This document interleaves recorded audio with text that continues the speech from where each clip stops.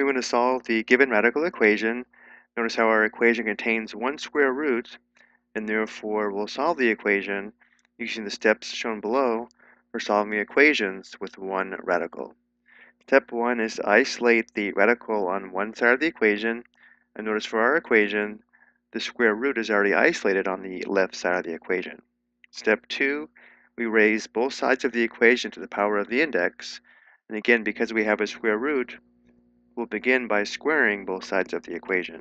So the given equation is the square root of the quantity 8x squared plus 18x equals the quantity 4x plus 9. And now we'll square both sides of the equation. Notice how we're squaring both sides of the equation, we're not squaring each term. On the left side, squaring undoes the square root, and the left side simplifies nicely to 8x squared plus 18x. On the right side, we'll have to square the quantity 4x plus 9, so we'll have two factors of 4x plus 9, and then we multiply, we'll have four products. 1, 2, 3, 4. So we have 8x squared plus 18x equals 4x times 4x is 16x squared, and then plus 4x times 9, that's 36x, plus 9 times 4x, that's plus 36x, and then plus 9 times 9, which is 81. Let's combine the like terms on the right side. So we have 8x squared plus 18x equals 16x squared, and then 36x plus 36x is 72x, so plus 72x plus 81. Because we have a quadratic equation, we'll set the equation equal to 0 and see if we can solve by factoring. Let's do this on the next slide. To set the equation equal to 0, let's subtract 8x squared on both sides, as well as subtract 18x on both sides. So simplifying, notice on the left side, we just have 0, so we have 0 equals 16x squared minus 8x squared is 8x squared. 72x minus 18x is equal to 54x, so plus 54x plus 81. And now see if we can factor the right side. If it does factor, it'll factor into two binomial factors. The first positions of the binomial factors must come from the factors of 8x squared. Let's try 4x and 2x. And the terms in the second positions must come from the factors of 81, so that the sum of the inner product and outer product is equal to 54x. The most obvious factors for 81 would be 9 times 9. Let's try plus 9 here and plus 9 here. So the inner product is 18x. The outer product is 36x. And notice how the sum is 54x. And therefore we do have this factored correctly.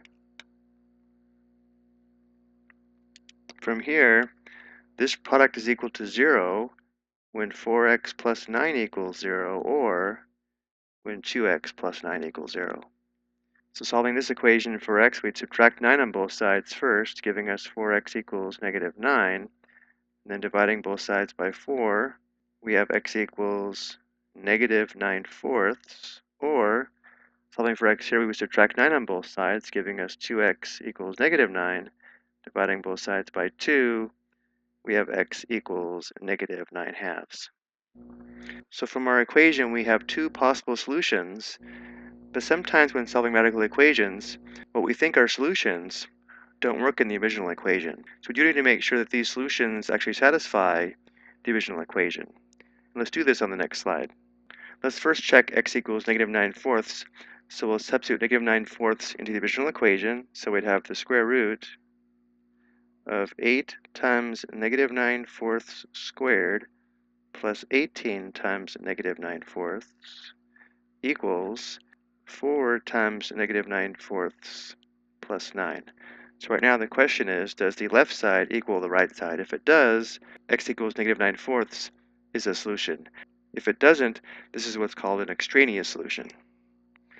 Let's evaluate the radicand, or the expression under the square root, using the graphing calculator. Under the square root, we have 8 times negative 9/4 squared, and then plus 18 times negative 9/4. So notice how we have the square root of 0 on the left side of the equation. On the right side, notice how these two 4's simplify to 1, because this is the same as 4 over 1. 4 over 4 simplifies to 1. So on the right side, we have negative 9 plus 9. Well, the square root of 0 is 0, and negative 9 plus 9 is also 0, which means x equals negative 9/4 checks, and this is a solution. Now let's check x equals negative 9/2. So again, we substitute negative 9/2 for x in the original equation. So we would have the square root of 8 times negative 9/2 squared plus 18 times negative 9/2 equals 4 times negative 9/2 plus 9. Again, right now it's a question, does the left side equal the right side? Again, let's simplify the expression under the square root using the calculator. If we press second enter, it brings up the last entry, and then we can just edit this entry to save some time. The only difference is the negative 9/4 is now negative 9/2. So we'll scroll back to the left and change this 4 to a 2 here, as well as at the end here. And now if we press enter, we now know the expression under the square root of the radicand is 81. So the left side we have the square root of 81, and on the right side, again this 4 is the same as 4 over 1, so the 4 and the 2 simplify. There's 1, 2, and 2, and 2 2's and 4. So on the right side we have 2 times negative 9, that's negative 18 plus 9. Well, we know the square root of 81 is equal to positive 9. But on the right side, notice how we have negative 18 plus 9, which is negative 9. So because 9 doesn't equal negative 9, x equals negative 9/2 is not a solution, and we call this an extraneous solution. So for our final answer, we only enter the solution of negative 9/4. Again, negative 9/2 is what's called an extraneous solution. It does not satisfy the original equation, and therefore it's not a solution. I hope you found this helpful.